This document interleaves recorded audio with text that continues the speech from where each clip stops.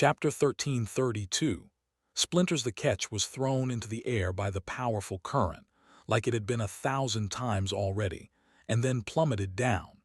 Bruised and battered, Sonny gritted his teeth and prepared to endure the violent shock of the impact, just like he had endured 1,000 of them already. The seething water seemed as hard as stone when the bottom of the wooden boat hit it. He held onto the side of the ketch, feeling a grim sense of fatigue and hopelessness overwhelm his mind. The darkness was as oppressive as it had been before, the mist was as blinding as it had been before, and the fury of the storm was as chillingly dreadful as it had been before. However, this impact was different from all the previous ones. Sonny failed to see the moment the wood split, but he heard it.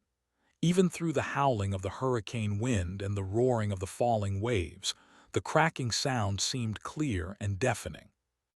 By the time he turned, Nephi's was already falling. She hit the deck with a dull thump, leaving a streak of blood on it, and tumbled forward.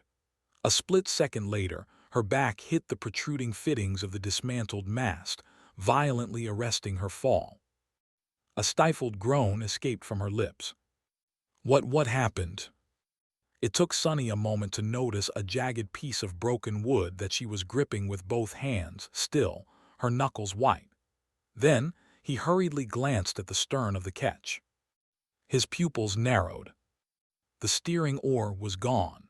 There was only the piece Nephi's was holding and a scattering of wet splinters on the deck. The rest of it had shattered and was washed away by the raging current. Sonny froze for a moment, both terrified and relieved. Relieved because it was not the deck itself that had cracked, terrified because the ketch had become completely uncontrollable now. The next wave was already approaching, and with no one to steer the boat to face it directly, it was going to hit them from the side, which meant that the ketch would most likely roll. Even if it didn't immediately, there would be the next wave, and the next, and the next, and 1,000 more after that. Without a helmsman leading the ketch through the storm, they were doomed. Curse it! There was no time to think, so he just acted on instinct. Releasing the enchantments of the Crown of Twilight and the Bone Singer, Sonny called upon the shadows instead. A tide of them poured out of the small stone lantern that hung on his belt, filling the ketch. There had already been shadows there, but all of them were twisted and broken, turned wrong and eerie by the ravages of broken time. Sonny wasn't sure that he could communicate with these shadows, and so he summoned more reliable helpers from within the shadow lantern. The cacophony of the storm returned with a deafening vengeance, hitting Sonny like a physical force. The rolling wave reached their small boat and dove underneath it, sending the ketch rising into the dark vastness of the raging mist. The deck tilted dangerously underneath him, threatening to send Sonny and Anik overboard. Nephi slid in their direction before grabbing onto the fitting of the mast. As they were being simultaneously thrown into the air and pulled into the water, the shadows surged forward. They flowed over the sides of the wooden boat, enveloping it like a black shroud. Then the shadows solidified, turning the ketch into an improvised arc. The opening above the deck was closed completely, cutting off the streaming water and the crushing blows of the wind. All that remained inside were wisps of swirling mist and the darkness, pierced by the soft radiance emanating from Neph's skin. However, the ketch was still tilting as it climbed higher and higher. Soon, it was going to crest the wave and either overturn or plummet back down into the raging waters. Sonny let out a low growl, then pushed himself and Anik off the side of the boat and scaled the tilting deck, grabbing the fittings of the mast next to Nephi's. A moment later, shadows wrapped themselves around the three of them like bonds, pressing them into the wet wood. The shadows were like a firm, but elastic harness that would prevent them from flying around the dark interior of the ketch when it inevitably rolled. Which happened a few seconds later. Sonny experienced a few moments of weightlessness, his body pressing against the harness, then the familiar trauma of the crash. The cold water, What little of it remained after he had drained it with the help of the crown of twilight flowed across the closed interior of the shadow-veiled boat, pouring into his mouth and nose. But at least the cocoon of shadows he had created held. It protected the ketch from being turned into splinters, and them from being thrown overboard or drowned. For now, but how long could Sunny keep shielding their vessel from the rage of the storm? His reserves of essence were already breached, a lot of it spent by the crown of twilight. Well, one way or another, they were going to find out. As the arc of shadows was being carried by the raging current, Sunny, Nephi's, and Anik tried desperately to endure the arduous strain of being tossed around by the harrowing cataclysm. Sunny and Nephi's were laying on the wet deck, secured to it by the bonds of shadows, keeping Anik's small body between them. Pressed tightly against each other, the three of them had no other choice but to suffer the painful impacts of the waves and cling to the last, desperate vestiges of hope. The violence of the storm, the bone-chilling cold of the mist, and the muffled roars of the wind filled their hearts with dread. "We will survive this, we will." Sunny kept repeating these words inside his head, as if trying to will them into existence. His reserve of essence was diminishing slightly with each minute.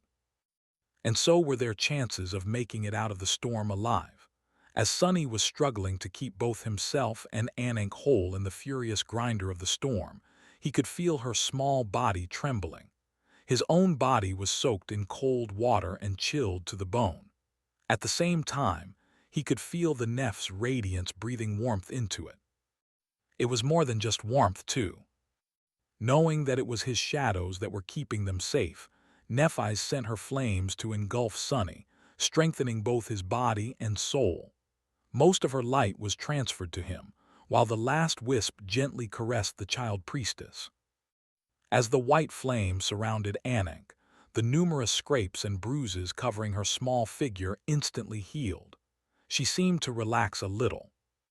Nephi's herself, though, was left devoid of any protection. The two of them were very close, their arms wrapped around each other, with only the trembling child between them. Resting his head on the wet wood of the deck, Sunny silently looked into Neph's eyes. They were lightless and tired, numbed by torment and pain. There was nothing to say. There was nothing to do, either. The three of them just had to suffer, endure, and pray that Sunny's essence lasted longer than the storm did. It was more easily said than done. The shadow arc was being shaken and tossed around by the raging elements like a ball. Even though the harness he had created held them in place, it was still a torturous experience. Sunny had to strain all his muscles to lessen the shock of the terrible impacts, holding on to the mast fittings with all his might. That task was not in any way easier than the draining and laborious process of scooping up water with an iron bowl. In fact, it was much harder because he couldn't even stand. He had to protect Anik as well. Being lost in the depths of a cataclysmic storm was not much different from the few moments of destructive havoc he had experienced when the explosives beneath Falcon Scott were detonated. Only, this time, the havoc was going to last much longer hours, most likely, or even days. Not that these words held any meaning anymore. The volatile currents of broken time that surrounded them were only growing more wild and unstable. Sunny could feel their sickening influence through the protective bubble that Anik was still maintaining around the ketch. His thoughts had become tangled, and it was hard to maintain focus. But he had to keep the manifested shadows intact, continuously willing their shapes into existence and repairing any damage done to the improvised arc. If Sunny lost concentration, all three of them were going to die. "Come on, we have already reached so far, just a little bit more, just a little." It was just that he struggled to remain concentrated more and more. The ravages of broken time were growing fiercer, but the protections conjured by Anik were growing weaker. Soon, Sunny found himself unable to tell when was before and when was after. All that remained was the current moment, the pain in his battered body, the cold mist that stuck to his skin, the warmth of Nef's flame burning softly in the depths of his being, and the tactile sensations of her and Anank's bodies pressed against his own. All he could do was cling to these sensations, to his connection to the shadows, and find strength in their silent presence. I have to hold on, I have to. But then slowly, even these feelings grew vague and chaotic. The storm of broken time invaded his mind completely, extinguishing Sonny's ability to be aware of the world. He was left in a torturous state that was not consciousness, but also not the merciful oblivion of losing it. Have to hold. And then the torture dissipated as well. There was no time. There was no world. There was only the storm. A moment passed, or maybe an eternity. He did not know, nor was he able to know. The world was swaying gently. Its swaying was like a lullaby. The world smelled of wet wood and emptiness. The world was dark. Sonny was lost comfortably in a sea of darkness. But then bright sunlight shone through his eyelids, painting the darkness red. His sunlight. Torn from the embrace of comfort by sudden panic, Sonny opened his eyes and sat up with a start. No, no, no. His aching body screamed from the sudden motion. His first thought was that his shadow barrier had dissipated. Otherwise, it wouldn't have let sunlight into the catch, meaning that they were going to be drowned by the storm in a few moments. But then Sonny froze. Why was there sunlight? How could there be in the roaring darkness of the storm? It was then that he finally saw the world. The beautiful azure sky was clear, with not a cloud in sight. The 7 suns hung in its vast expanse, shining softly. The surface of the great river was calm and tranquil, its current as steady as it was supposed to be. The flowing water sparkled as it reflected the sunlight. The shadow barrier had indeed disappeared, but the catch was intact. Sonny took a shaky breath. They had cleared the storm. They escaped. We did it. His whisper was hoarse and quiet. For a moment, his heart was drowned by a wave of joy and exhilaration. We did it. But then, a nameless emotion enveloped him in a cold embrace. Sonny shivered. What, why? Nephi's Anank. He rose to his knees and looked around, searching for their familiar figures. Nef was there, sitting tiredly with her back against the side of the catch, but a dull, tearing pain suddenly pierced his heart. No. Sonny's shoulders fell. No. Anank was nowhere to be seen. The child priestess had disappeared, leaving behind no trace. All that remained was an empty black mantle that lay on the deck, orphaned and forlorn. Crawling a step forward, Sonny clutched the mantle and raised it, staring at the dark fabric with hollow eyes. He remained kneeling for a few moments, unable to move or think or feel. Sonny's soul felt cold, cold, colder even than he had felt in the snowy field outside Falcon Scott. As he looked at the black mantle, frozen, 2 hands wrapped themselves around his shoulders, and Nephi's hugged him from behind. She's gone. The warmth of her body and the softness of her voice were like an execution's axe. Sonny trembled. Nef held him tighter, as if unwilling to let go. The storm must have carried us too deep into the past, far beyond where she was born, and so she's gone. I'm sorry, Sonny. The black mantle slipped from his fingers. Looking down, Sonny gasped for breath. But we survived the storm, why? His vision blurred. After a while, consumed by pain, he whispered, I am sorry, too. Sonny and Nephi's remained motionless for a while, carried by the indifferent, inevitable current of the great river. His heart was heavy, too heavy to bear. It was in so much pain that the suffering felt almost physical. Or maybe it was. Eventually the pain turned dull, but the unbearable weight remained. Slowly raising his hand, Sonny tightly gripped one of Neff's arms. She was still hugging him from behind, so he couldn't see her face.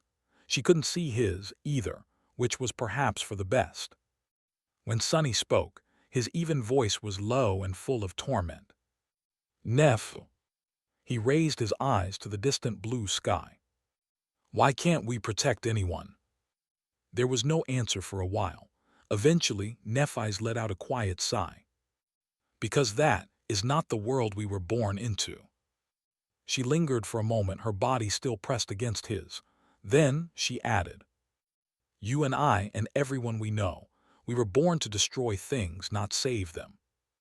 Sonny lowered his head, thinking that maybe she was right. The world they lived in, both of the worlds, really needed killers more than it needed builders. That was the sign of the dire times they belonged to. But what was the point of slaying nightmare creatures and conquering the trials of the spell if there was nothing to return to except regret and ruin? A few moments later, he heard Neff's voice again. Holding him, she said in a hesitant tone, I don't know if it helps, but Anank never intended to return to Weave. She knew that she wouldn't be coming back all along. Sonny's eyes trembled. Shifting slightly, he turned his head and finally looked at Neff.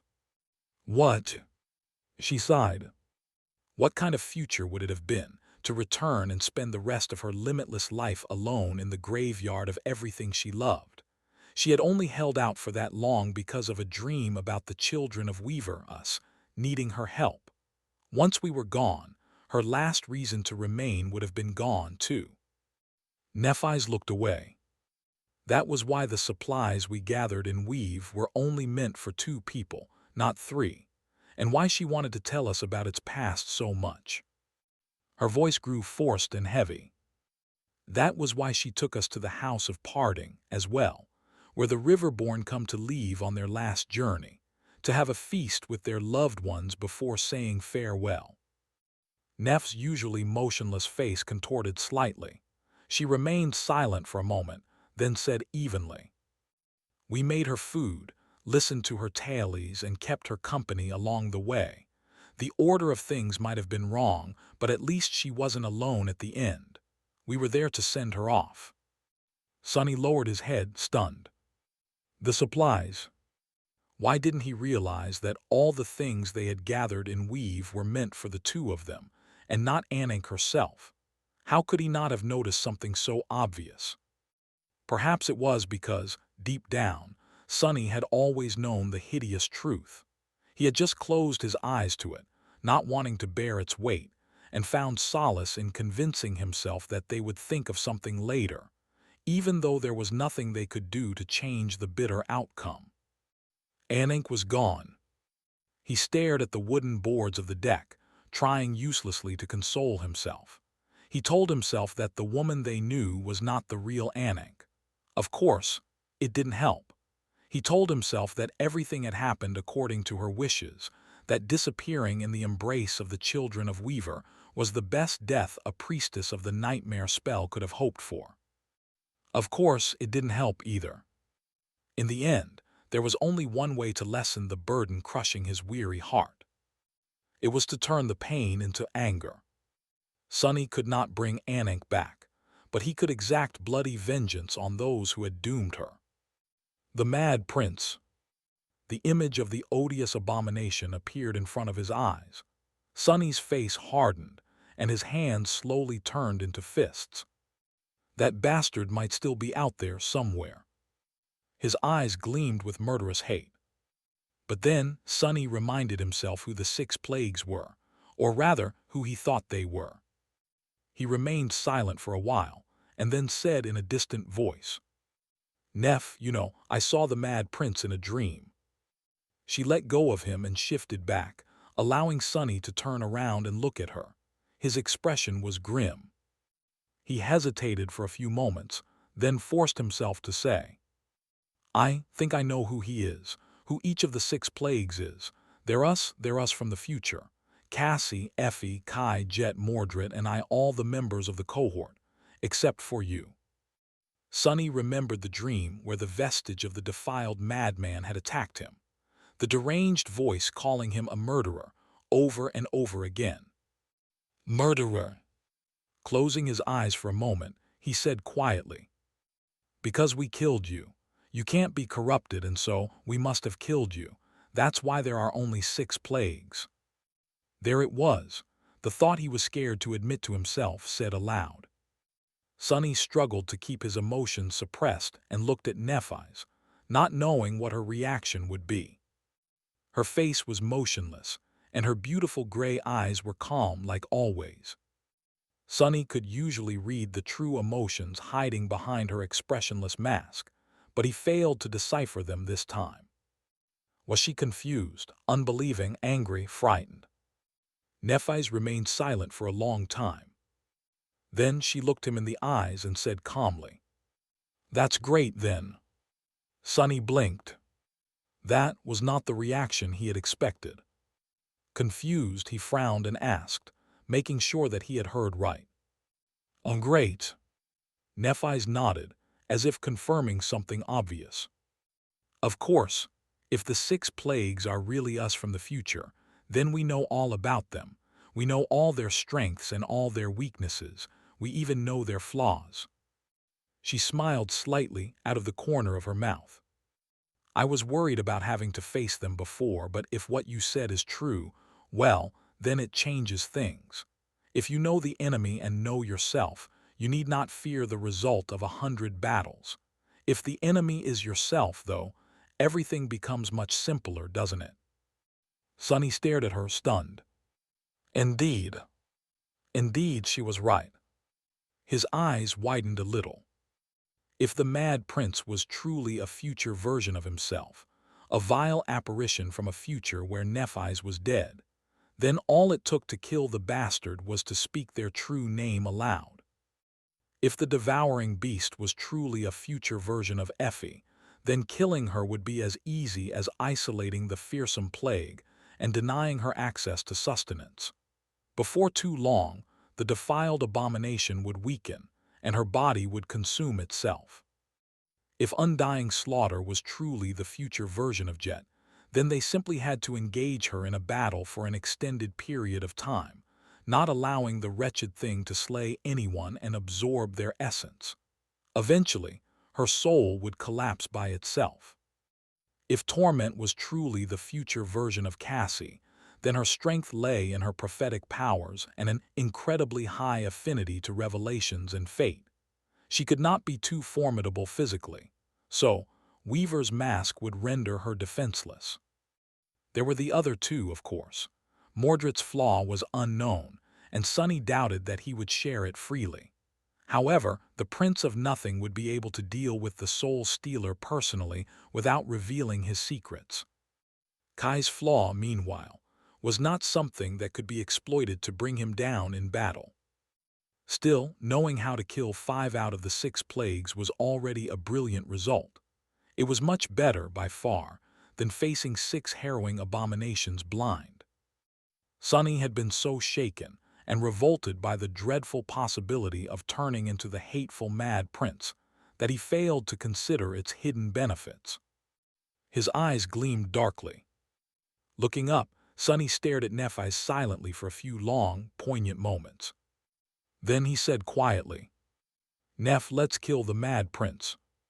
His voice slowly grew stronger. "Let's kill that wretch and the rest of the 6 plagues with him. Let's slaughter the defiled. Let's burn Verge to the ground."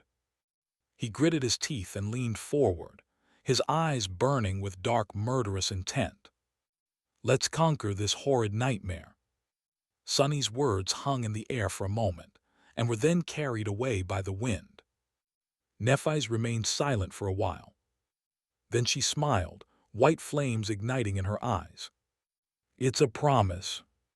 End of Part 1. Currents of Time. He Great River was like it had always been, vast, dreamlike, and ceaseless. Its current gently carried the ketch forward, as if the harrowing storm had never happened. The 7 suns slowly traveled across the azure sky, which was painted lilac in the east and vibrant crimson in the west. For a while, Nephi's and Sonny remained idle. Their bodies were still reeling from the terrible battle against the raging elements, and so were their minds. The invasive violence of broken time had left them drained and fragile. Their hearts felt hollow, too. Sonny silently lay on the wooden deck, staring at the sky. His head was empty, full of nothing but the sensation of a dull ache that radiated from all across his battered body. It was good to hurt. Pain reminded him that he was alive. There was the smell of wet wood, the peaceful sound of waves splashing against the sides of the ketch, and the warm sunlight. Most noteworthy of all, there was time. He had never been aware of just how important the sense of time was before experiencing its absence. And why would he? People did not usually pay attention to immutable things, simply taking them for granted. But as it turned out, those things were not as absolute when higher beings were involved. Now that they had escaped the storm, the natural flow of time returned in all its glory. Its reliable presence felt reassuring. Time was at peace once again. Time flowed. Eventually, the dull ache permeating his body subsided. The pain in his heart grew duller as well. New sensations took their place. Thirst, hunger, caution, determination. Sonny still felt numb, but his mind was slowly recovering. He lingered for a while longer, then sat up with a quiet sigh. The vista of the great river around them was exactly as before the storm, which posed a bit of a problem. Some time later, Sonny and Nephi's were sitting at the bow of the ketch, looking soberly at several strange tools laying on the deck in front of them. One looked like a bronze astrolabe, another was akin to a sextant, and the third resembled a strange compass. All these had been gifted to them by Anik and were meant for navigating the great river. Of course, the first one was not really an astrolabe, since there were no stars in the tomb of Ariel. The second one could be considered a sextant, but the set of principles it was supposed to work on was entirely different from the waking world. The third one could indeed show direction, but it was between past, future, dawn, and dusk instead of north, south, east, and west. Sonny and Nephi's had learned a fair deal about how to use these tools, but not about why they worked. The great river was not a sphere like Earth was, and it didn't revolve around a star. Instead, 7 artificial suns revolved around the river. Nevertheless, there seemed to be some sort of curvature to it, which neither of them could explain. It was all a mystery. Before, Anik had been their navigator, but now that she was gone, Sonny and Nephi's had to chart the course themselves. Hence the somber expressions. Nephi sighed. It doesn't make sense.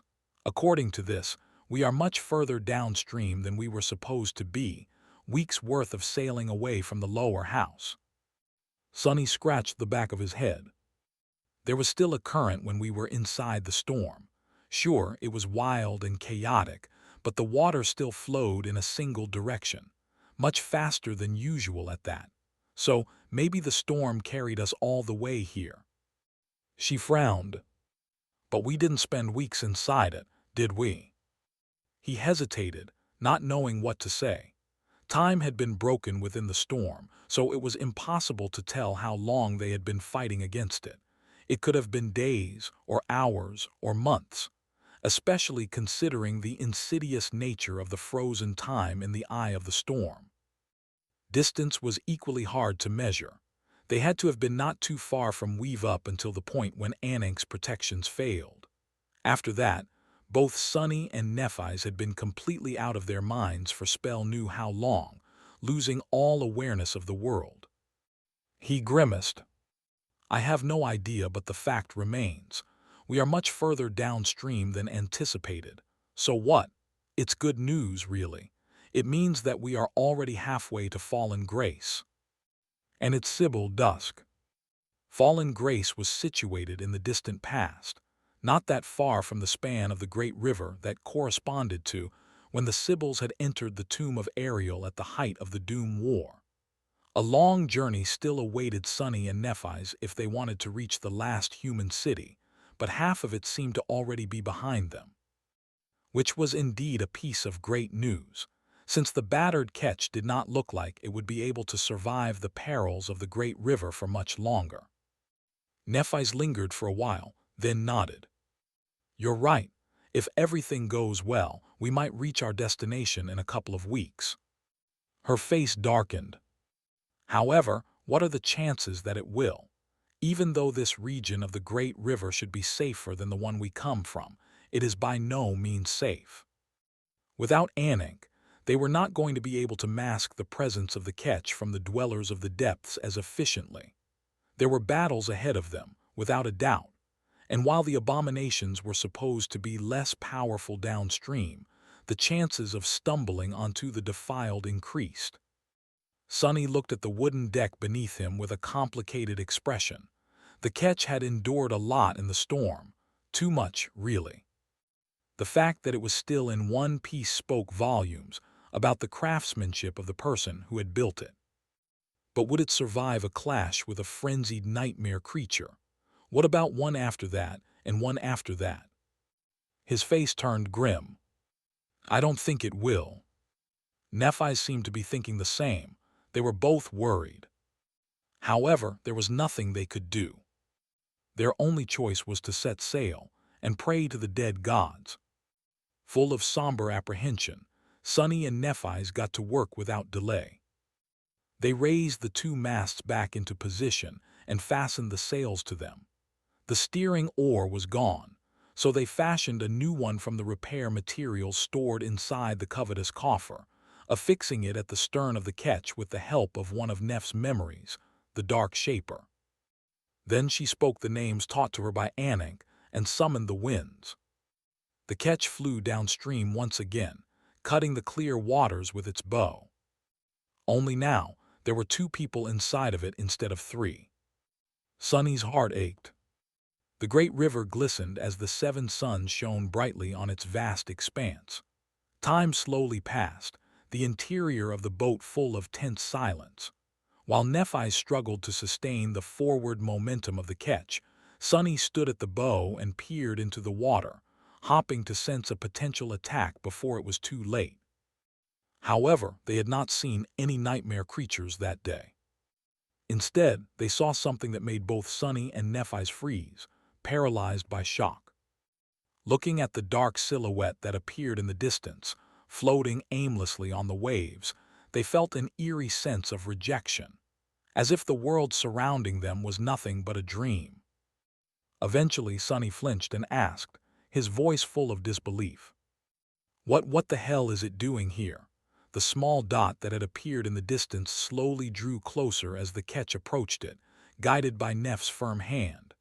At some point, however, she silently released the names, allowing the boat to drift forward on its own.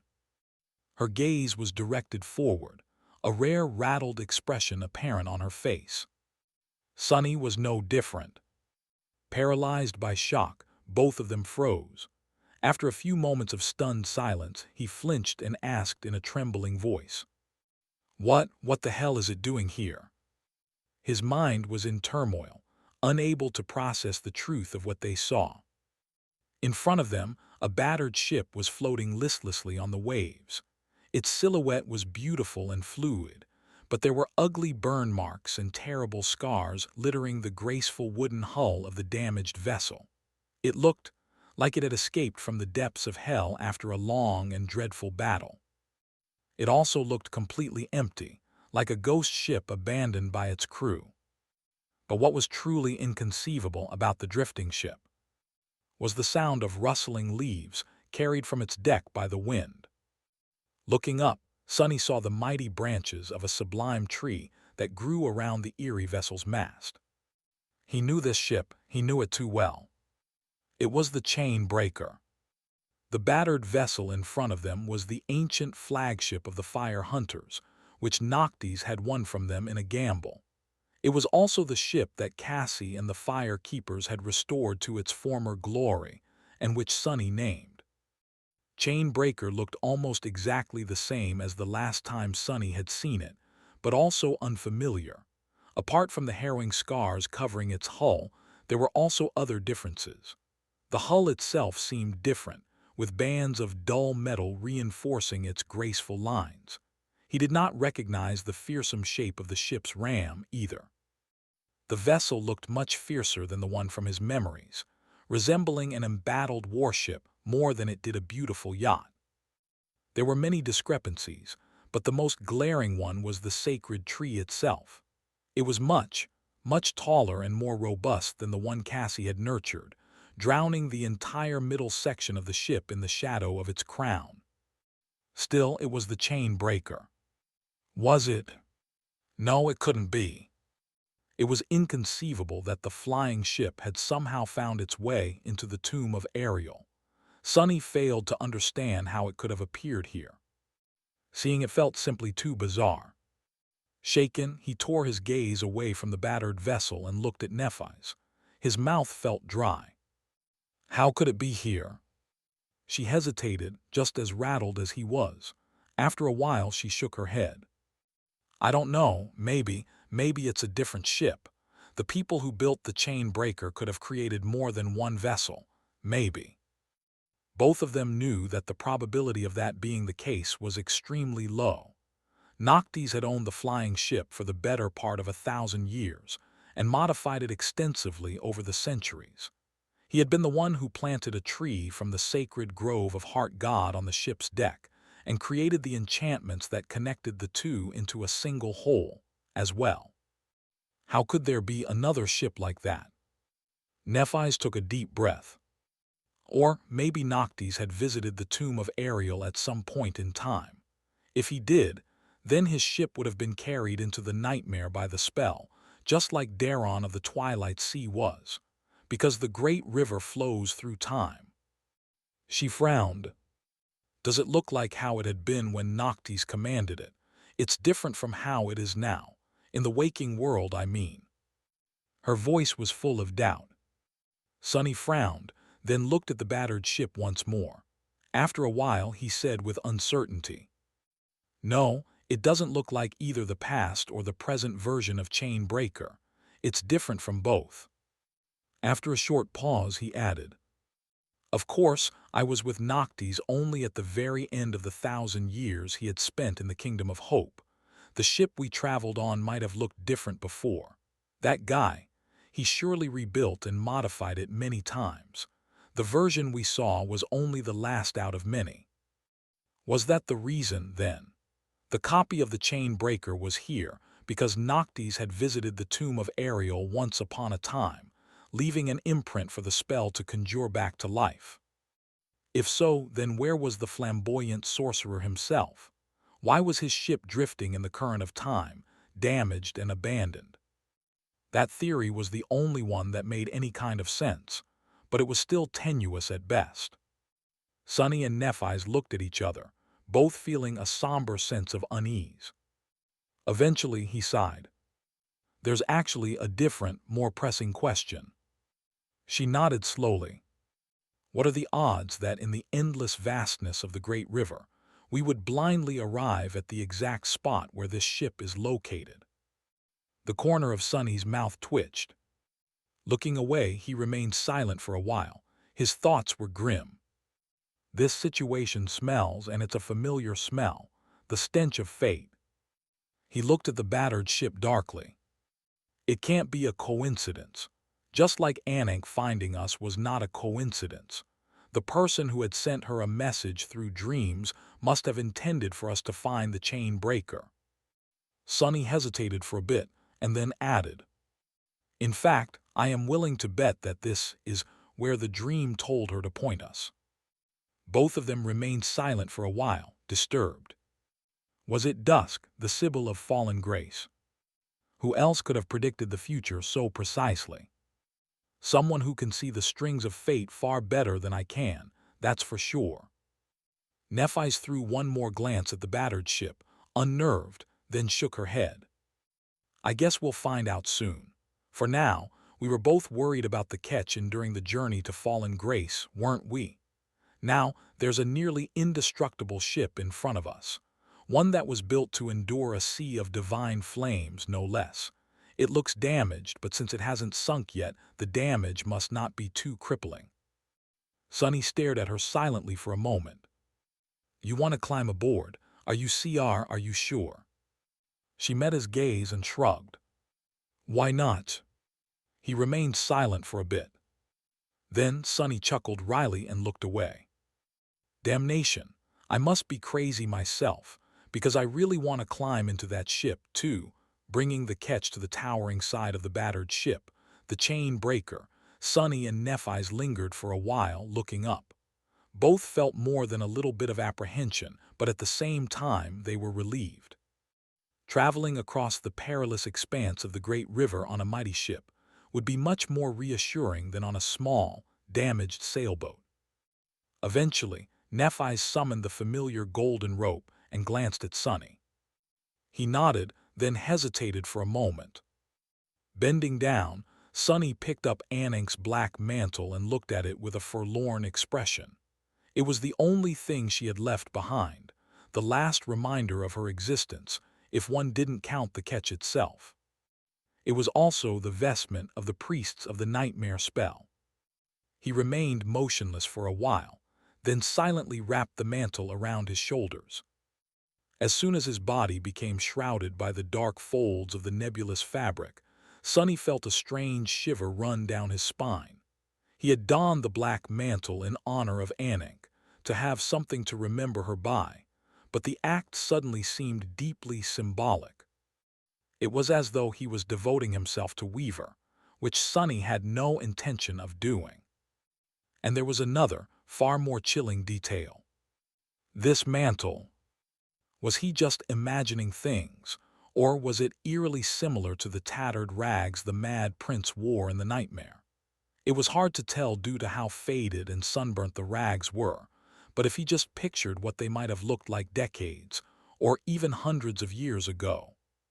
Sunny frowned, his gaze turning dark, but in the end he chose to leave the black mantle on. "That bastard will not define me." With that, he took a step forward and joined Nephi's, who had already thrown the rope up, tightening the loop at its end around the broken railing of the ghost ship. She gave it a couple of tugs, then nimbly climbed up. Sunny followed. A few moments later, they jumped down on the deck of the chain breaker.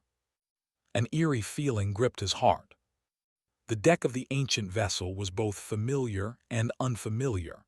It was very similar to the one he had spent so much time on, both in the dream realm and the second nightmare. However, there were also glaring differences. The very geometry of the main deck seemed slightly different. However, it was hard to tell what the differences were exactly, because it was severely damaged. Here and there, the wood was splintered and covered in soot, with deep grooves cutting into its surface, as if some enormous beast, or a legion of them, had torn through the ancient wood with monstrous claws. The railings were shattered and broken in many places. The mighty siege engines lay broken and destroyed. Several massive holes had been punched through the deck, as well, revealing the devastated interior of the ship. Their jagged edges hinted that something dreadfully powerful had either broken into the cargo hold or had broken free from it. There was not a soul in sight. Sunny and Nephi's glanced at each other, wary. Then, without saying anything, he sent his shadows to scout the interior of the ancient vessel. After a swift and cursory search, they had not discovered anything except for more signs of a furious battle. He let out a quiet sigh. "It's empty, there's no one here." Nephi's nodded, lowering the sword that had appeared in her hand as soon as they climbed aboard. She looked around, seemingly more relaxed, and then said calmly, "Let's explore properly." They spent some time tentatively exploring the abandoned ship. Everywhere they went, they were met with signs of dreadful devastation. Sunny knew for a fact how enduring the enchanted wooden walls of the chain breaker were. He shuddered when imagining what kind of forces could have brought it to such a sorry state. The last time the flying vessel had been damaged so severely, it was because Cassie had thrown it down from the skis and rammed an immortal saint at full speed. This time, however, it seemed the ship had withstood a harrowing and prolonged assault before being breached, at which point the fighting continued inside. Then it drifted in the currents of the great river for gods knew how long. As a result, there was nothing left to tell them where and when the ghost ship had really come from, and who had fought in the battle that rendered it broken and empty. Sunny did not know what kind of beings could have devastated the ancient vessel to such a degree, nor did he know what kind of defenders could have resisted their assault. Whoever they were, the aftermath of their cataclysmic clash gave him chills. However, there was good news as well. About an hour later, Sunny and Nephi's returned to the main deck and rested in the shade of the sacred tree. Their expressions were thoughtful. Touching the ivory bark, Nephi's inhaled deeply. The damage is severe but shallow. There are no leaks and the ship is not taking on water. While the interior is a mess, the support structures are all holding. It is not going to sink anytime soon. She lingered for a moment, studying the sacred tree, and added, "The tree is also alive and healthy. However, the enchantment circuits are broken. The runic circle at the stern is dormant. We won't be able to fly the chain breaker." Sunny nodded. "Does any of us even know how to control it?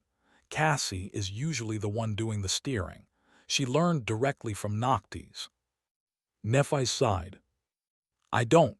Regardless, flying is not an option. That said, we don't need the sacred tree and the enchantments to make the ship move. It still has sails, doesn't it? Even though most sails are either burned or torn, we can repair them. We brought enough supplies from Weave." He looked around, thinking.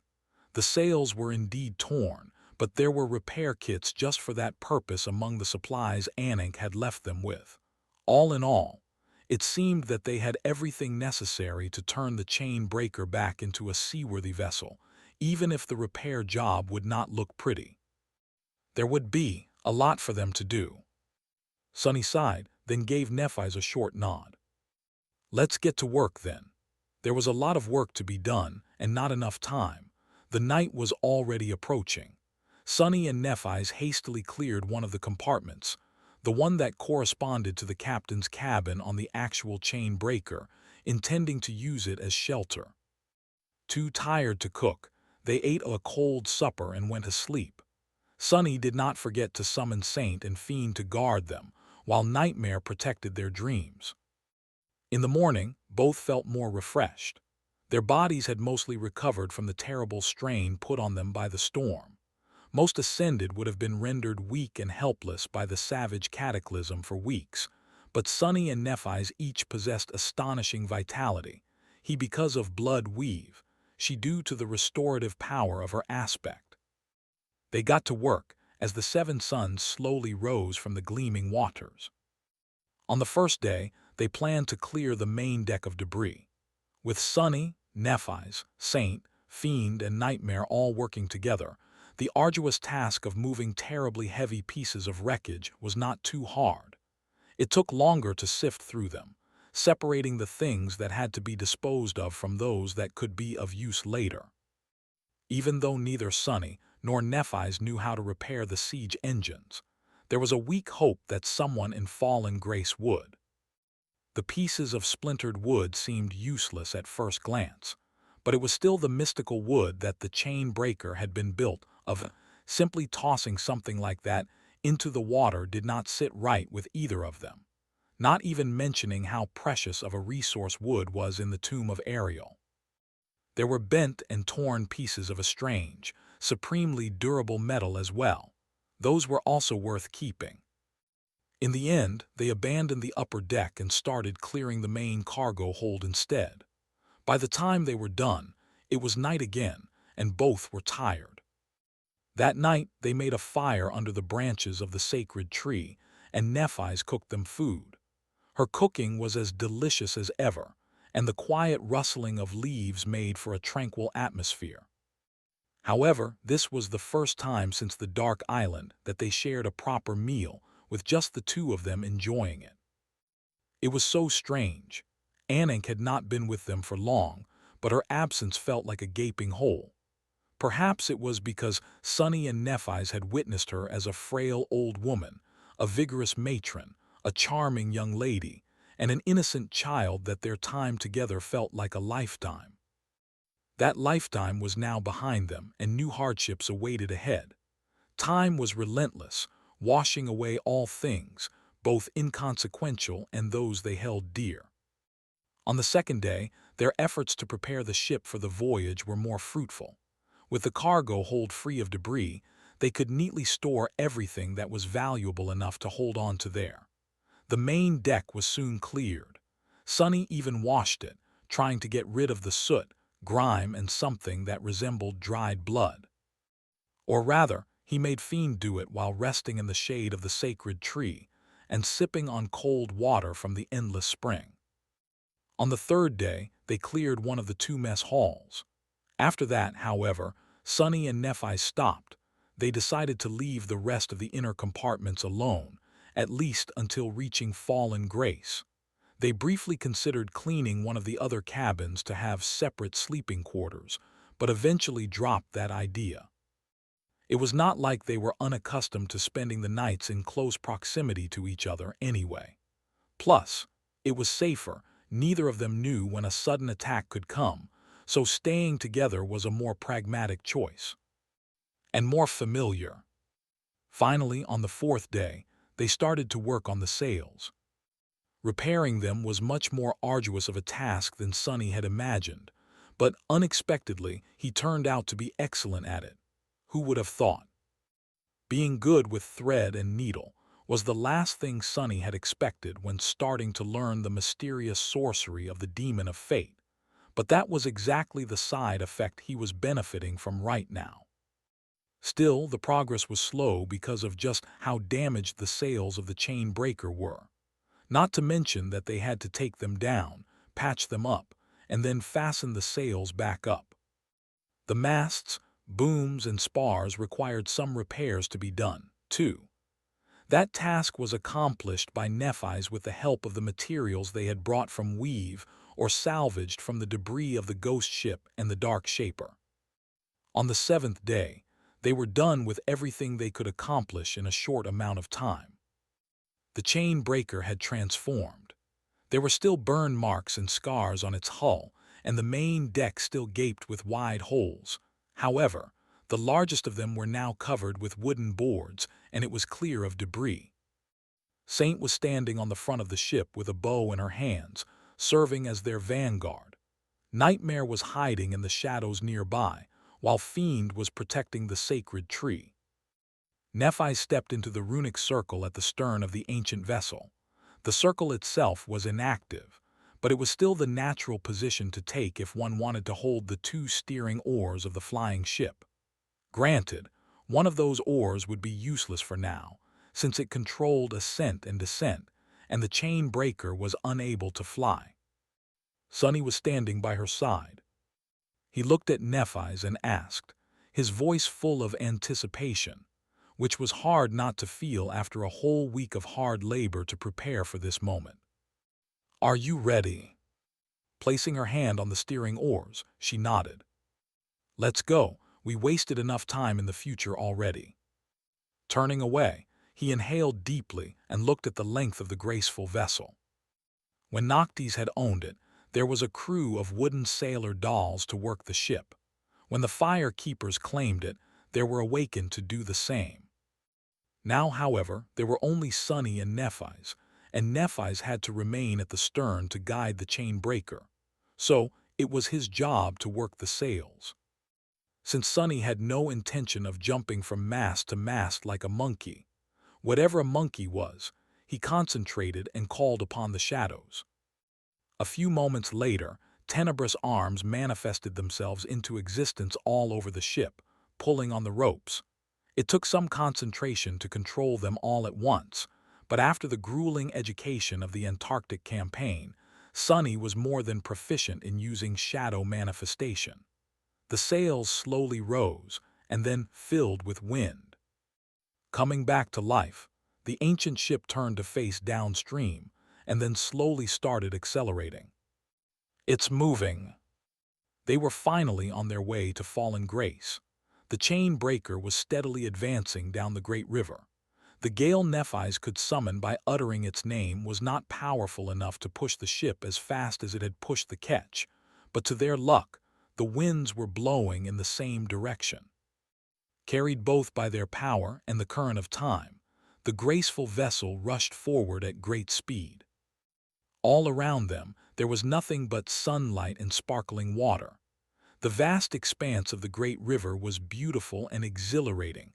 Of course, great horrors were hiding behind the deceptive facade of its beauty. But nothing had attacked them yet. Life went on. Sitting in the shade of the sacred tree, Sonny felt strangely indignant about that fact. He had been constantly busy during the week they spent patching up the battered ship, which was a mercy. Now that there was really nothing for him to do, Sonny found himself feeling numb and hollow.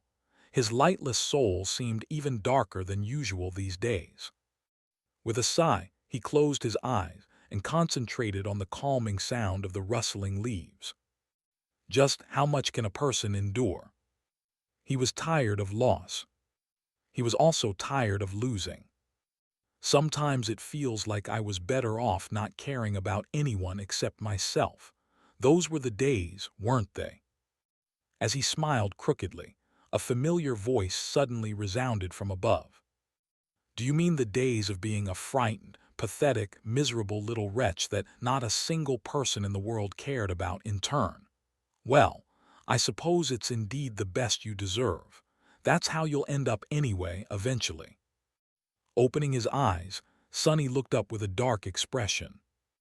The sin of Solace was standing above him as if nothing had happened. The loathsome wraith looked like he always had, exactly like Sonny.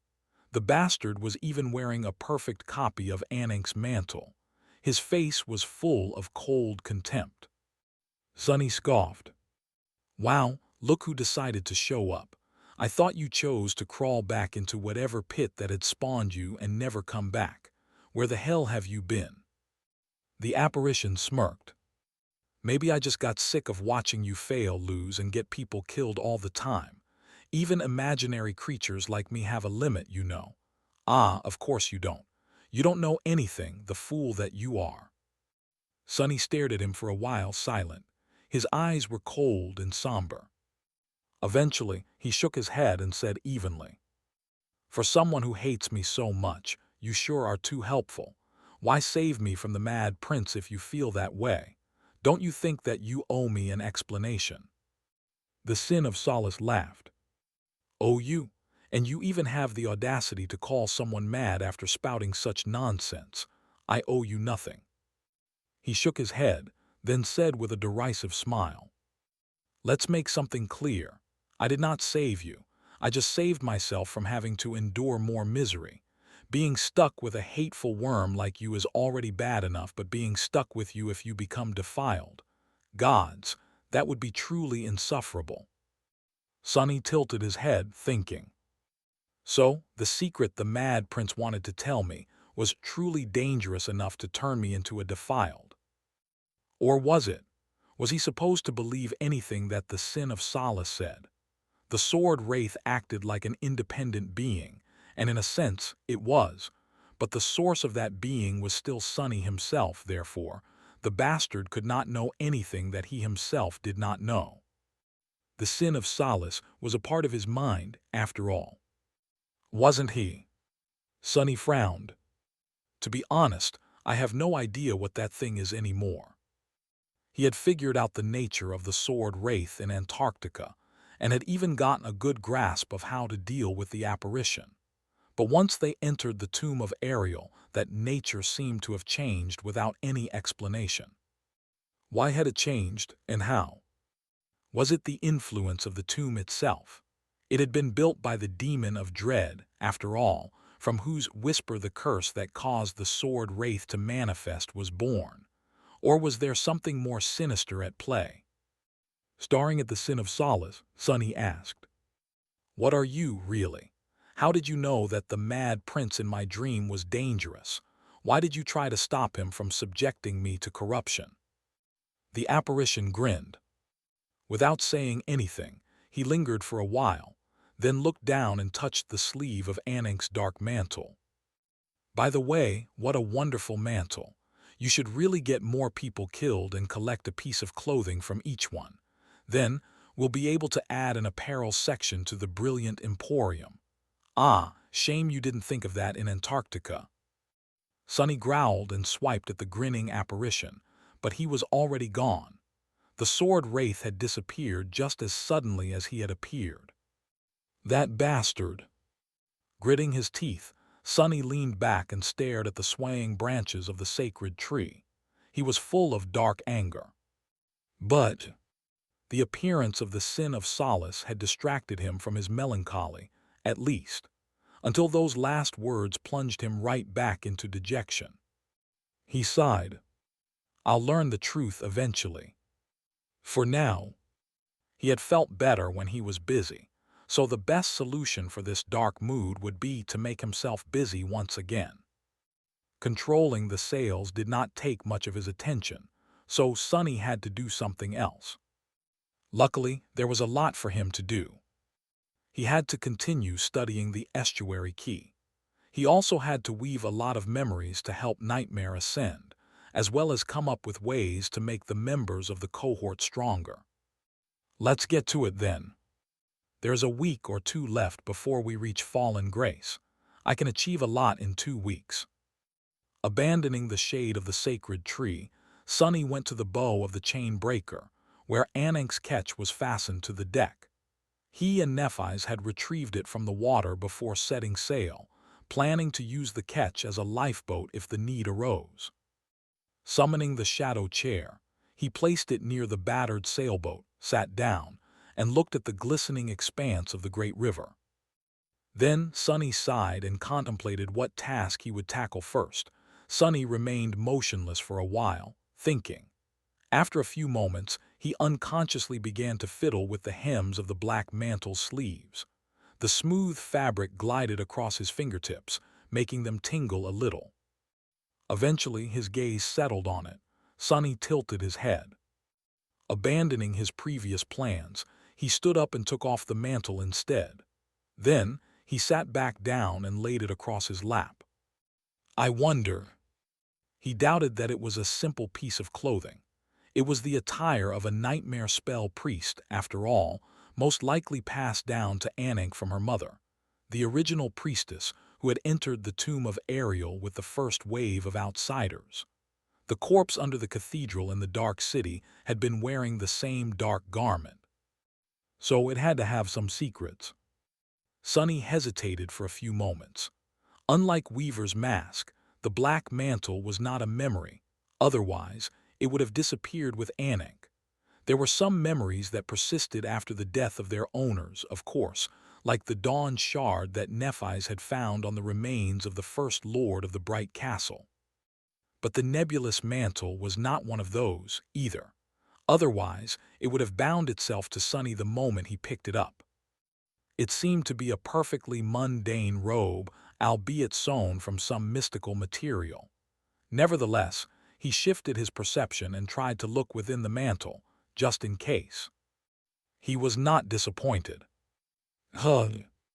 There was indeed a spell weave hidden within Anank's mantle, and it was a strange one. How odd! Sonny studied the weave of ethereal strings with a perplexed expression.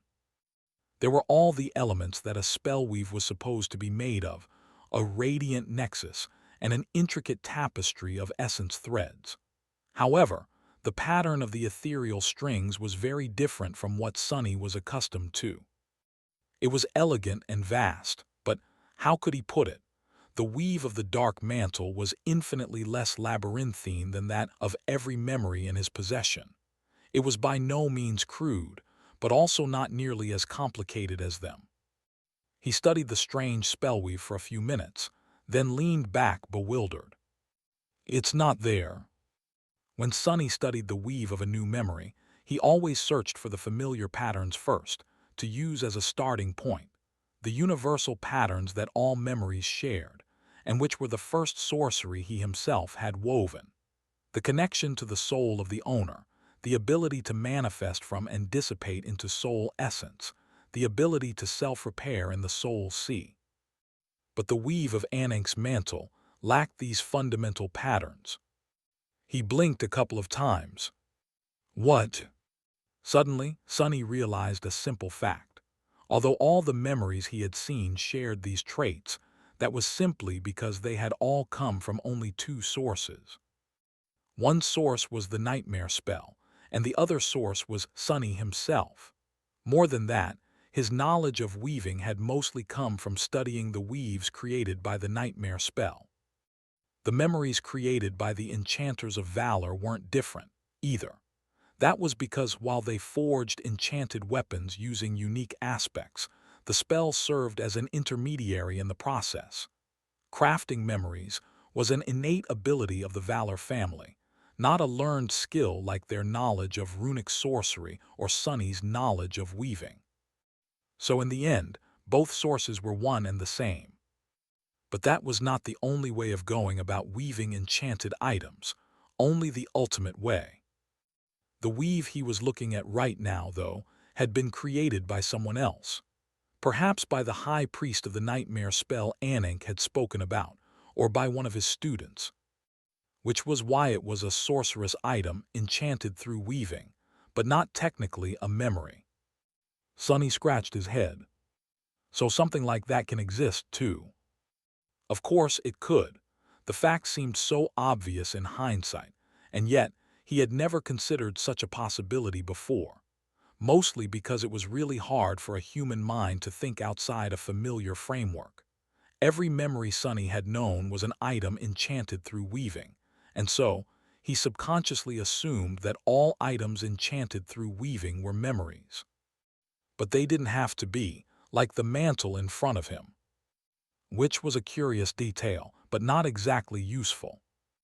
Who wouldn't want to turn their weapon or attire into a memory? The traits of memories that everyone took for granted were supremely useful. The ability to carry a whole arsenal inside your soul alone was a boon any warrior would kill for. Swords that sharpened themselves, suits of armor that repaired any damage done to them, and adjusted themselves to perfectly fit the body of the wearer. There were too many benefits to memories to count. By all accounts, they were the culmination of weaving. Well, technically, the nightmare spell itself was the culmination of weaving, but for all those who weren't inconceivable deities like the demon of fate, memories were the absolute peak of enchantment. However, Sonny's heart still skipped a beat, and his eyes glistened with dark excitement. Anink's mantle might not have been superior to the powerful memories he possessed. At a cursory glance, its enchantments were nothing special. Its rank and tier were also not that stunning. But to him it was a priceless treasure for a single reason. It was because its weave was different from every weave he knew, and much simpler than them at that. Sonny's whole skill as a sorcerer had come from comparing the patterns of different enchantments to each other and trying to deduce the common logic behind them. But all those enchantments followed the principles set by a single creator, the nightmare spell. Now that he had an enchanted mantle that had come from an entirely different school of weaving, his ability to compare and deduce the fundamental principles of sorcery could take a qualitative leap. It was like witnessing an entirely different framework and gaining a deeper understanding of your own by studying the differences and commonalities between them. It didn't matter how simple the spellweave of Anink's mantle was. What mattered was that it could not only teach Sonny the unfamiliar ways of its creator, but also help him push his own skill forward, by a lot. Just when he needed it. Sonny gripped the smooth fabric in his fists, staring at it intently. After a while, he said quietly, "Thank you, Anink." With that, he cut out all distractions and concentrated on studying the odd weave. Sonny was more of a copycat than an actual sorcerer.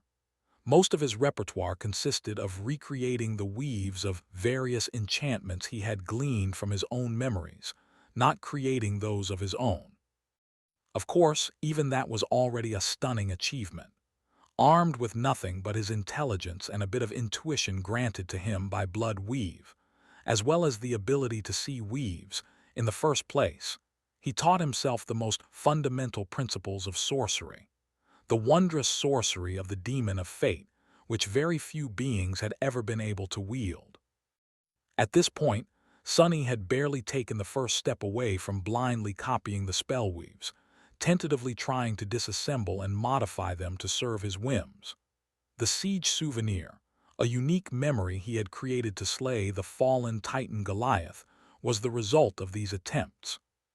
But Sonny was still a mere novice, all things considered. He was leagues away from true sorcerers, like the mysterious being who had created the estuary key, for example.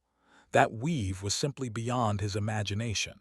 He couldn't even imagine how long it would take him to reach the same transcendent level of mastery. A few hundred years, perhaps. A millennium.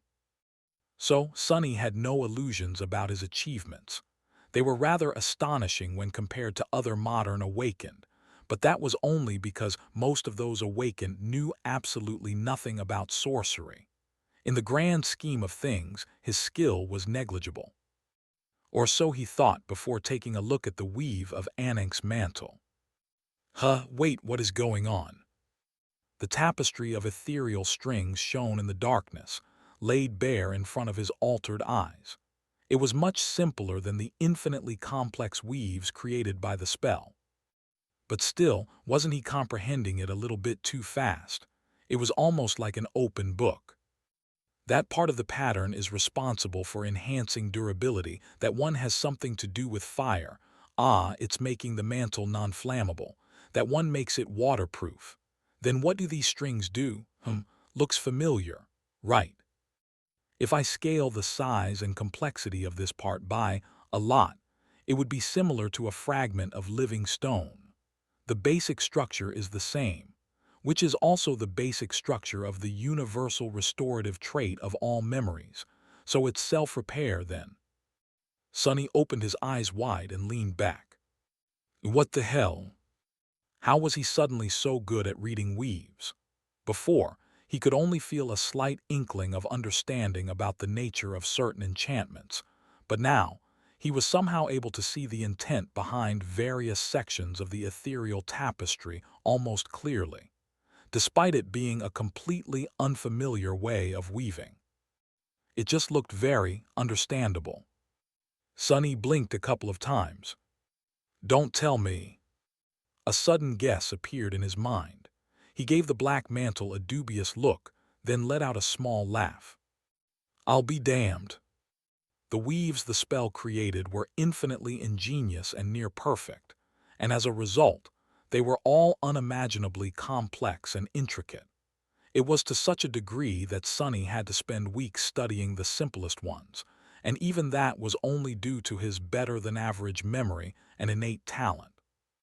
He had been bashing his head against this daedal wall for about 2 years now, and for every grain of knowledge he gained, there were 100 he failed to decipher and comprehend.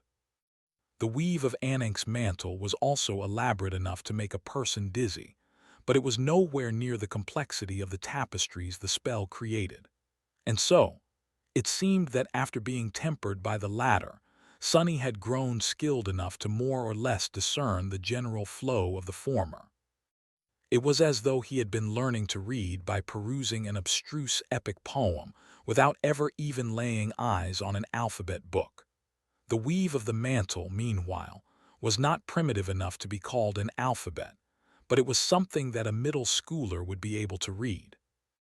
And after braving the weaves of the spell, Sonny had learned enough to be considered one such middle schooler.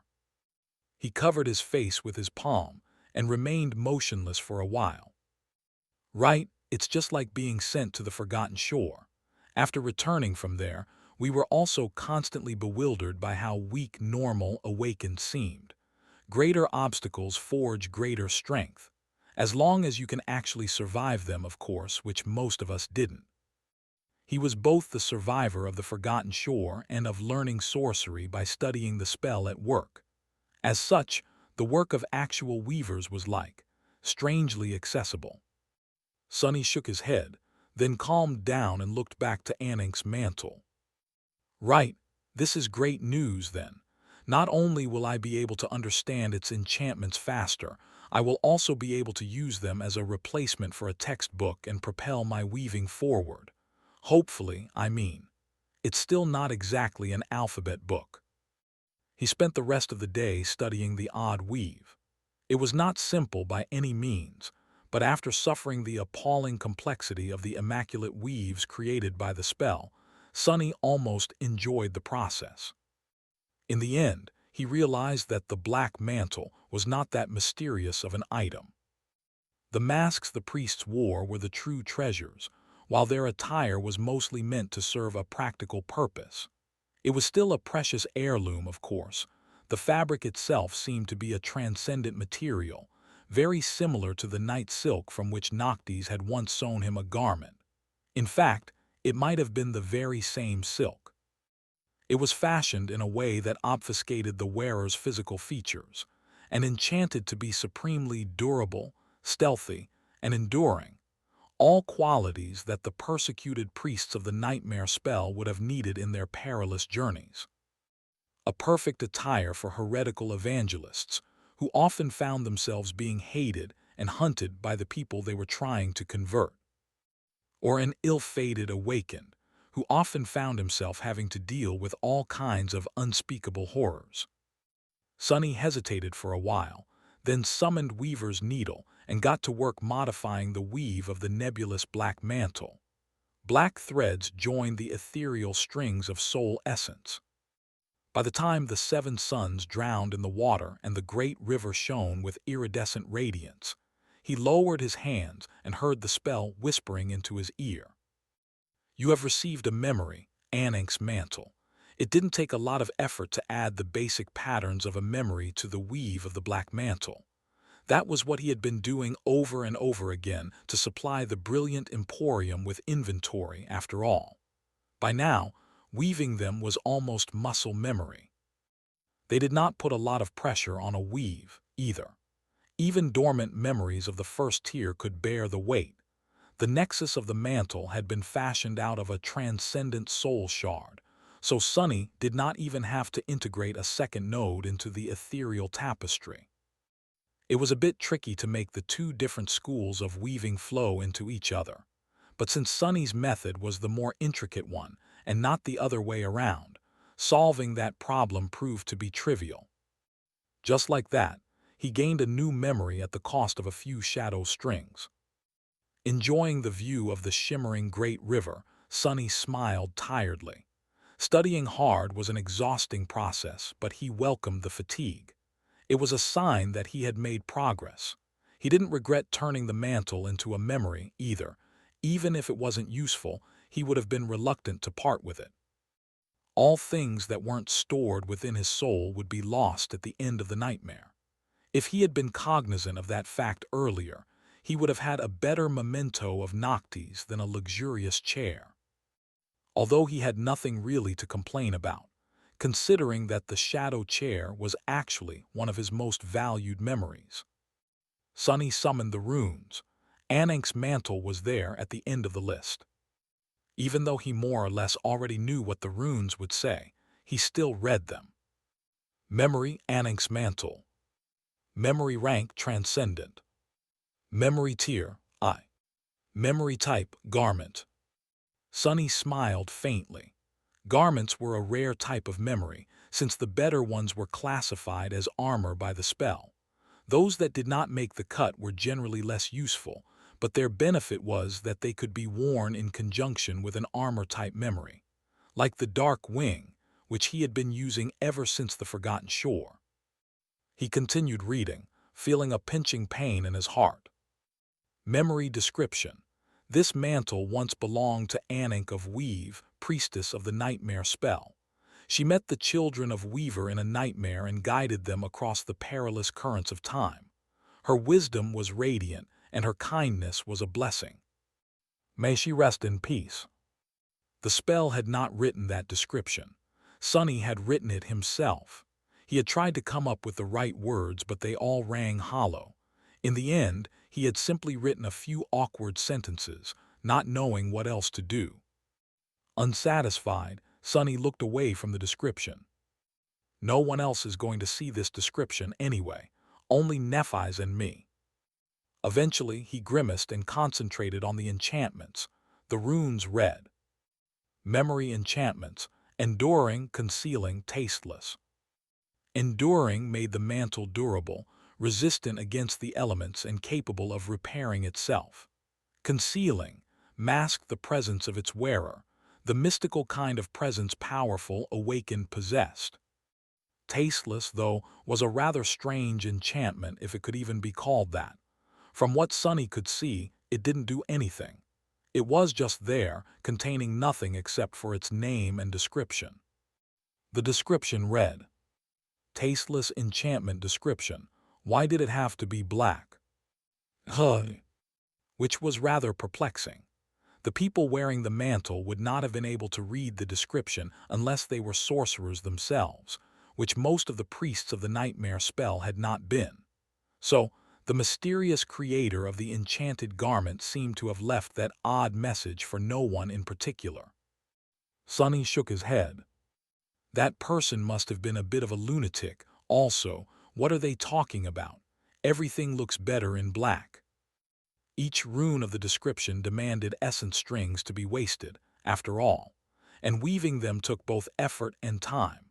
So, only a crazy person would go around weaving unnecessary runes. Sonny coughed, remembering his own track record, back in the Antarctic Center. He had once sent Nephi's a message through a memory called, "I am stuck in an endless tunnel full of true darkness. How the hell do I get out?" asked Cassie. Was there really a need to add the hell to the actual question? No. But did it feel good to add it? Hell yes. Looking down in embarrassment, he put on the tasteful black mantle and rose. Leaving the shadow chair by the catch, Sonny rubbed his face and went to find Nephi's. He had gained a lot of insights from studying the weave left behind by an unknown sorcerer. It felt like his understanding of sorcery was on the precipice of taking a qualitative leap in the coming days. He would have to do a lot more work, of course, as well as digest all his gains. However, Sonny already had a few ideas on how to proceed. Right now, he lacked the soul shards to do anything significant. There were a few that Anik had used while fishing to lure the nightmare creatures, but those were of lesser ranks. He was meaning to use them to create memories for Nightmare to consume. That said, he still had the Supreme Soul Shard that they had scavenged from the Black Turtle, which meant that he could potentially create a Supreme Memory. Of course, it was not that simple. Scaling an enchantment was not as simple as replacing the nexus of a weave. Most of them could not be scaled at all, and those that could required the weave itself to be vastly modified and improved. After all, strings made out of awakened soul essence could not endure the flow of transcendent energies.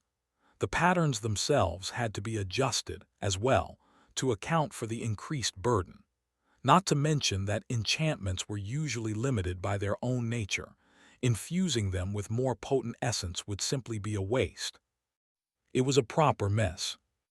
However, when Sonny asked himself how to empower the members of the cohort and make them capable of facing the perils of the tomb of Ariel better, he couldn't help but think back to the Forgotten Shore, where they had also been forced to fight abominations 1 or even 2 ranks above them.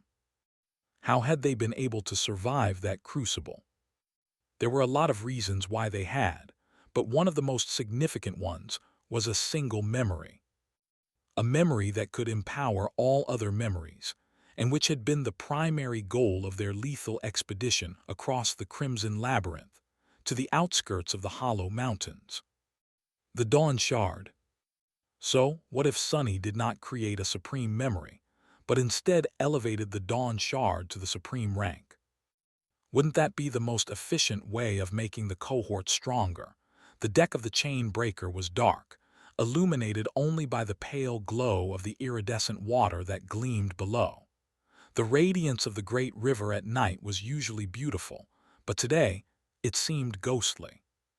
Sonny was not disturbed by the darkness, of course, but he had to think about Nephi's as well. We should probably place a few lanterns around the ship. The light of the lanterns could potentially attract nightmare creatures, but that was not really a problem. Not because they were not wary of the abominations, but because gaining their attention was more or less inevitable. Thinking about when their first battle would happen, Sunny approached the stern of the ship. Nephi's was still standing in the runic circle, holding the steering oar. There was a luminous memory placed on the deck near her feet, creating a small island of warm orange glow in the ocean of darkness. In that orange light, her beautiful face was pale and lifeless. She had been guiding the ship the entire day, and the accumulated fatigue was taking its toll. He listened to the wind, determining its direction. It's blowing from the future. Stepping into the light, Sunny smiled and gestured to the oar. Go rest, I'll take it from here. He could not use the sorcery of names yet, but since the winds were on their side, the chain breaker could do without its support for now. Losing some speed was not going to delay them by much. In fact, both Saint and Fiend were intelligent enough to keep the ship on course. Sunny preferred to let them stand guard for now, though. Studying his face for a few moments, Nephi's nodded and let go of the oar. As she stepped out of the runic circle, Sunny entered it. Wait. He caught her hand in his own and lingered for a few moments. She stared at him with an incredulous expression. That memory of yours, the crown of dawn, can you lend it to me for a few days? Nephi's raised an eyebrow. Sure, why? Sunny simply shrugged. I want to see if I can improve it a little. Don't get your hopes up, though chances are nothing will end up happening. It's worth a try at least. She hesitated for a couple of moments. Then, a spark of energy traveled from her hand into his own. The spell whispered, its voice as enigmatic as ever. You have received a memory, Dawn Shard. Sunny smiled. Thank you, now go rest. I'll wake you up if some abyssal horror attacks us from below the waves, I promise. Nephi stared at him somberly. You could have just said sweet dreams, you know. He grinned.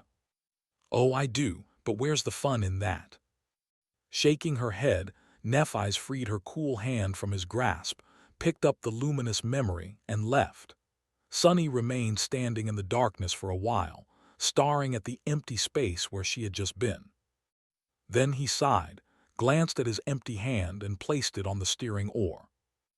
Ah, it's so lonesome, sailing across a river of unholy Titan's blood in the dark. With that, Sunny summoned the Dawn Shard. A simple band of bright metal appeared in his free hand, decorated with a single gem. The crown of dawn did not look that impressive at first glance.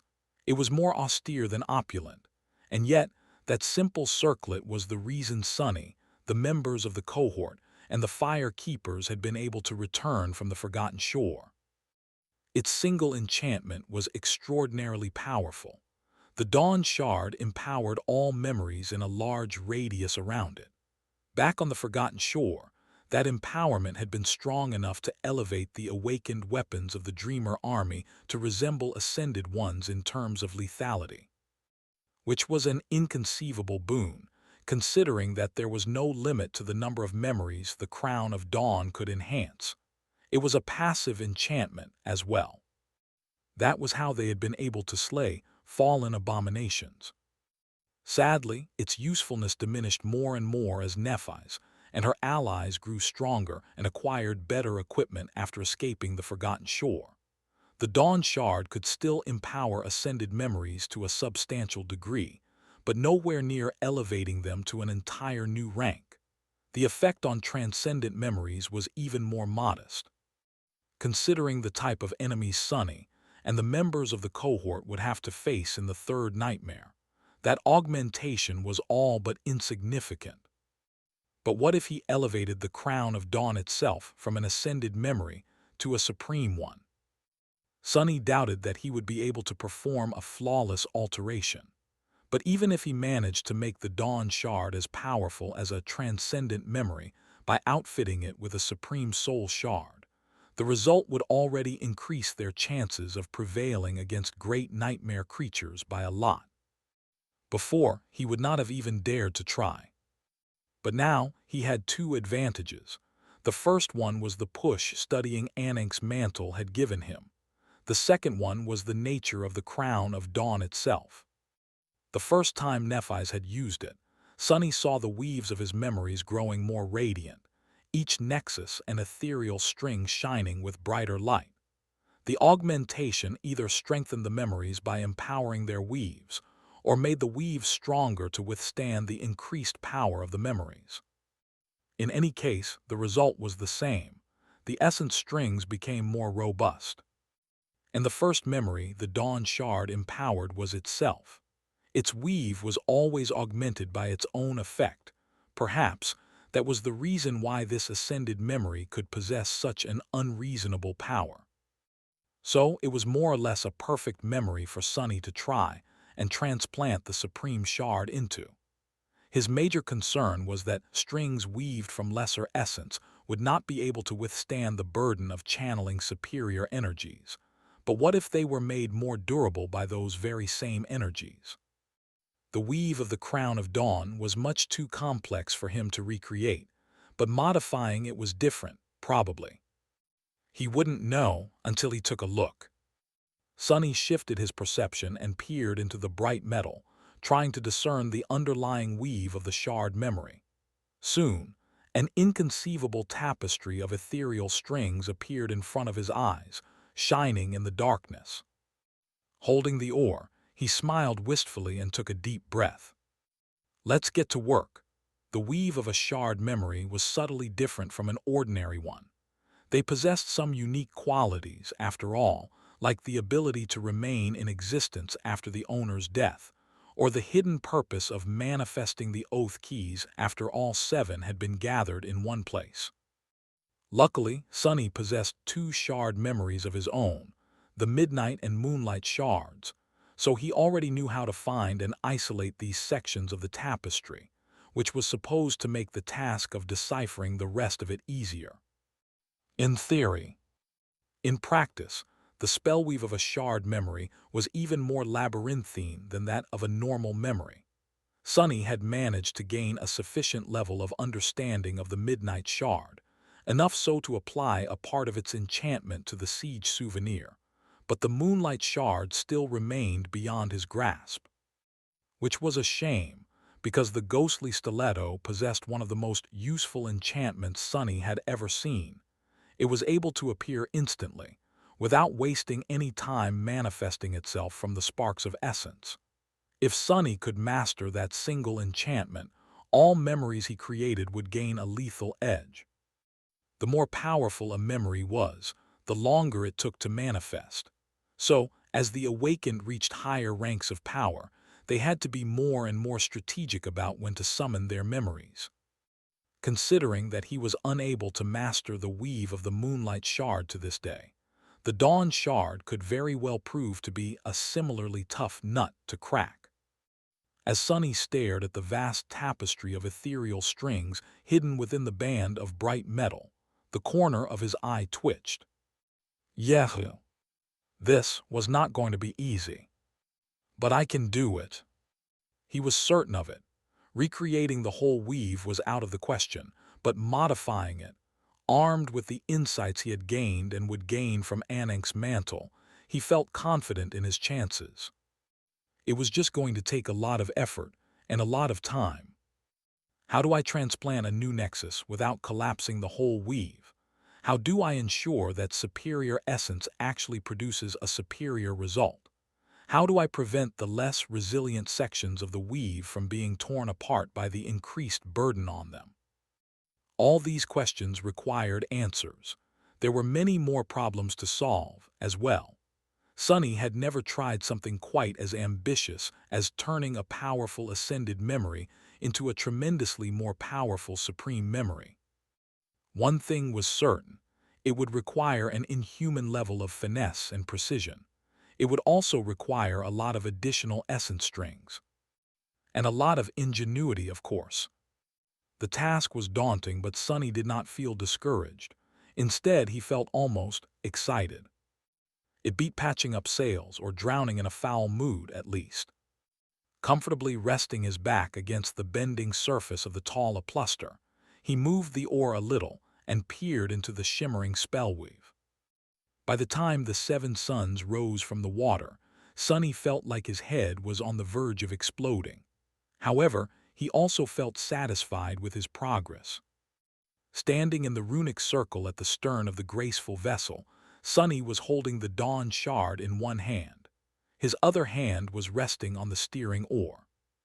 His other 4 hands danced in the air and weaved strings from his flowing shadow essence. Those were manifested from the shadows, of course. Sonny had been long accustomed to using an additional pair of shadow arms. It was not too hard for him, considering his experiences in the second nightmare. The most difficult part was actually learning how to manifest sufficiently intricate hands from shadows, but he had mastered that in Antarctica as well. While studying the weave of the crown of dawn, though, he understood that the finesse he would need to alter it was not something a human could achieve. 2 hands and 10 fingers were simply not enough, and neither were 4 hands and 20 fingers, at least not at his current level of skill. So, remembering his dream of being Weaver, Sonny tried to manifest not 2, but 6 additional arms. Finally controlling 8 hands at the same time had turned out too much for his mind, however. Even with the help of the Shroud of Dusk, he could not manage that many. It was one thing to pull on the ropes to raise sails, or rip nightmare creatures to shreds. Those were crude actions that did not require a lot of finesse. Weaving, on the other hand, demanded absolute precision. Displacing a string by a hair's breadth could mean the difference between success and failure. In the end, Sonny had to dismiss 2 shadow arms and be satisfied with only having 6 hands. Who walks around with only 6 arms? That's simply unreasonable, embarrassing, really. At that moment, Nephi's emerged from the lower deck, rubbing her face sleepily. She glanced at Sonny and nodded, then froze and looked at him again. After a while, she shook her head slightly, sighed, and continued on her way to examine the ship and practice her swordsmanship. Some time later, the smell of delicious food being cooked reached Sonny's nose. He smiled. "Time for breakfast, I guess." Commanding Saint to replace him at the steering oar, Sonny dismissed the dawn shard and went to find Nephi's. They ate in the shade of the sacred tree, enjoying the warm sunlight and the refreshing breeze. After a while, she asked, "Aren't you going to rest?" Sonny leaned back, satisfied, then shook his head. "Not yet. I can go without sleep for a couple more days. There's a lot I want to achieve before we reach fallen grace." He had to continue studying Anank's mantle, alter the spellweave of Dawn Shard, create memories for Nightmare to consume, and more. She frowned a little. "Mental fatigue will slow you down. Your mind needs time to recover, too." He smiled. "I know, I have the Shroud of Graceless Dusk, remember. The same dusk we are on our way to visit. It helps me recover from exhaustion, both physical and mental, faster. I'll be all right." Time waited for no man, and there was no rest for the wicked. Sonny was not overestimating himself. He just knew exactly how much he could endure. Nephi's hesitated for a few moments, then nodded. "All right, suit yourself." He suddenly remembered something. After I am done with the Dawn Shard, I want you to teach me how to use the sorcery of names. I didn't want to split my focus before, but now I feel like it can help me advance faster in my own skills. Probably. All right." She nodded again. After finishing the breakfast, they used the esoteric navigation tools to make sure that the ship had not strayed off course. Then, Nephi's took her place in the runic circle again, while Sonny sat on the deck a few meters away and continued studying the Crown of Dawn. Several days passed in that manner. The two of them spend most of their time together and some time apart. They resumed their sword training, involving Saint as well. The deck of the graceful ship was often filled with the sound of clashing steel. When the two of them were not sparring, though, Sonny had a different task for the graceful knight. Now that Fiend had grown into a proper devil, it was time for him to learn combat mastery, too. The Steel Shadow's most fearsome weapons were his claws and teeth, so Sunny instructed Saint to teach him in hand-to-hand combat. Since she was a master of all types of combat, that did not stump her one bit. Hearing Fiend crash into the wooden deck over and over again, Sunny smiled from the corner of his mouth and continued weaving. Memories of his own painful training with Saint, all that time ago in the Dark City, made him feel a bit of compassion for the ravenous steel ogre. Of course, the lucky bastard possessed the Marvel attribute, which made him capable of learning new things at astonishing speed. Sunny was actually curious to see which of them would absorb Saint's lessons faster. Granted, Sunny had learned combat mastery from her while hunting down lethal abominations in the Dark City in order to survive. Fiend, in comparison, had all his needs cared for by a kind, generous, and benevolent master. Who wouldn't learn fast with such a benefactor? Everything was peaceful for these first few days. Then they suffered the first attack. You are wasting your time.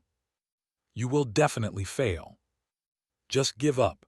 You know you're not smart enough to accomplish anything worthwhile. Do you really want to make the woman holding your leash stronger? How foul. Your collection of failures just keeps growing, huh? Ignoring the sin of solace, Sunny leaned against Anank's ketch as he studied the dawn shard. His shadow hands continued to weave strings of essence. His concentration remained unbroken. He even welcomed the derisive comments.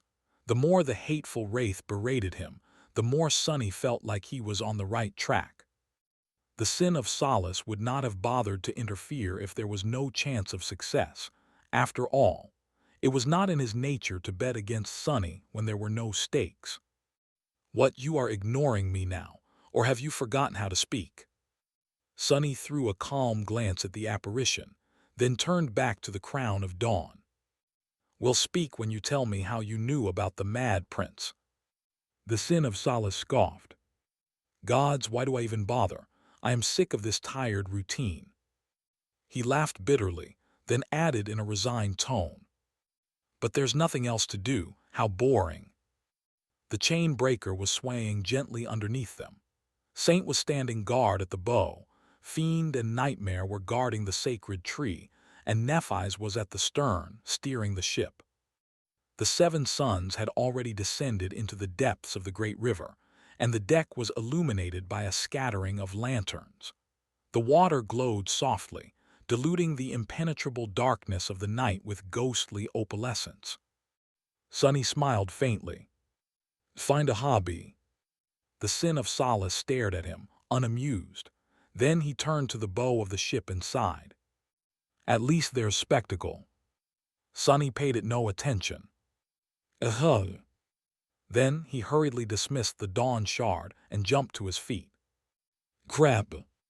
Lunging forward, he felt the chain breaker shudder as a violent wave hit it from the side. Neph, we are under attack.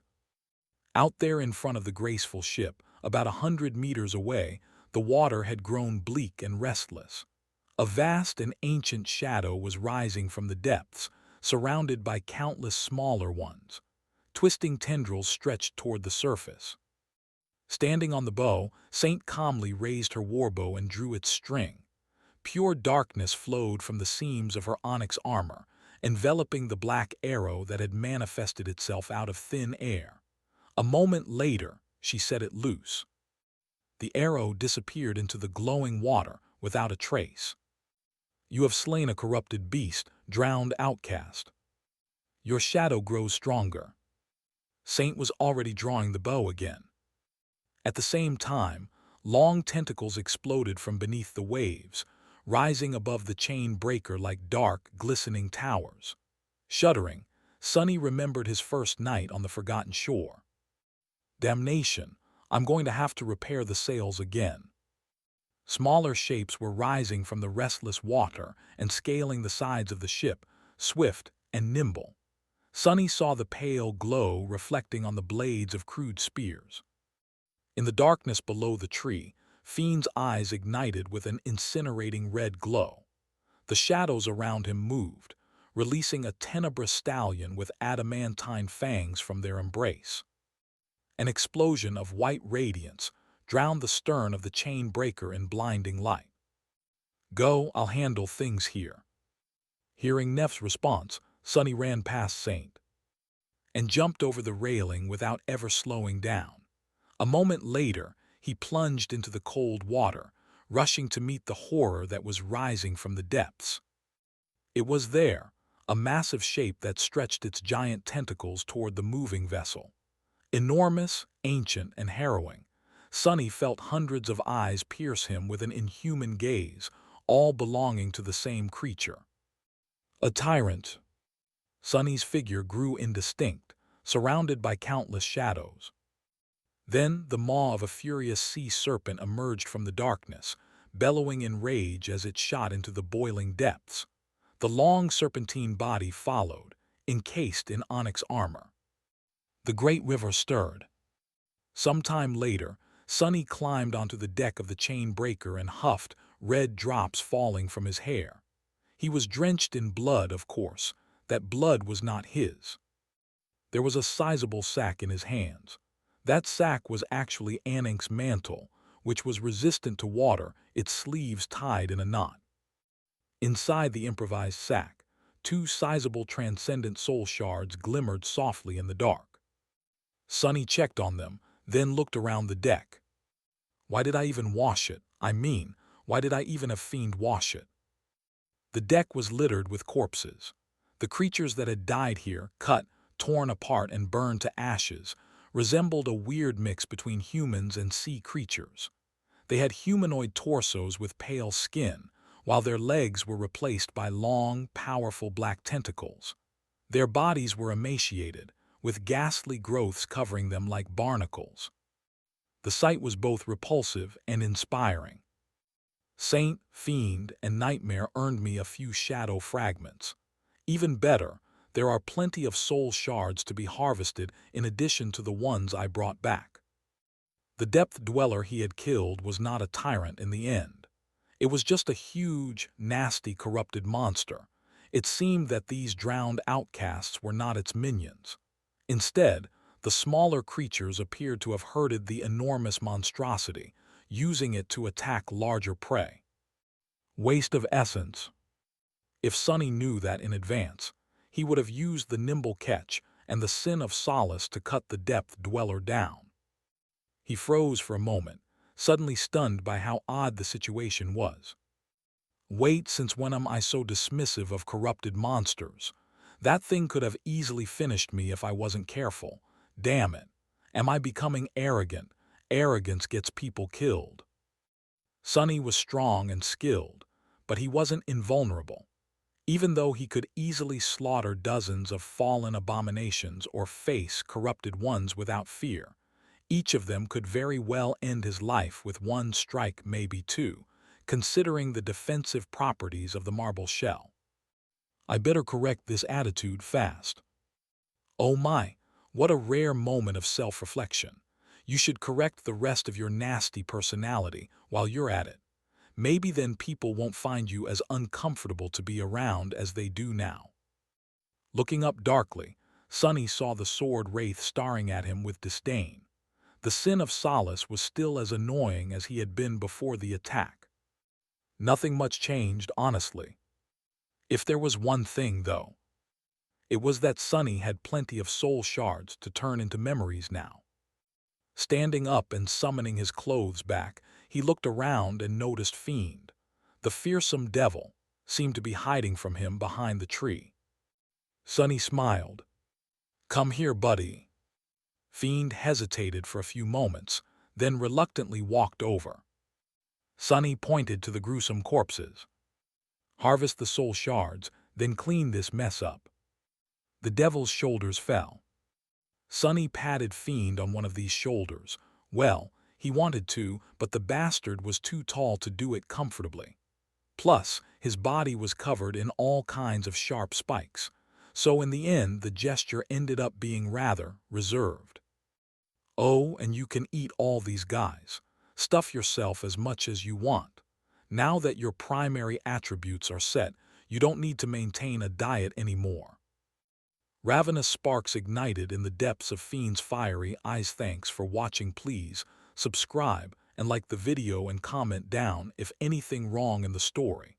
And if have any suggestion to a new novel or want next part of any series, comment down. Our target is to get 1K subscriber. There will be surprise for all of you. Stay tuned.